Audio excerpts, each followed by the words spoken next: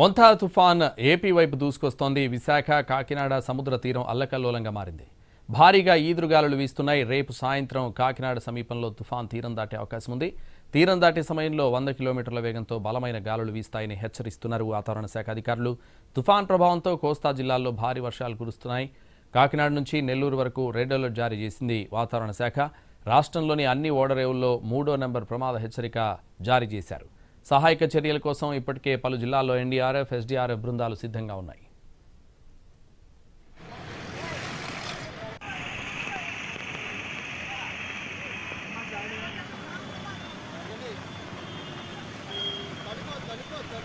కాకినాడ ఉప్పాడ రోడ్డులో ఈ నెల 30 వరకు రాకపోకలు నిలిపేశారు. విశాఖలోని బీచ్లతో పాటు వాకలపూడి బీచ్, ఎన్టీఆర్ బీచ్ మూసివేశారు.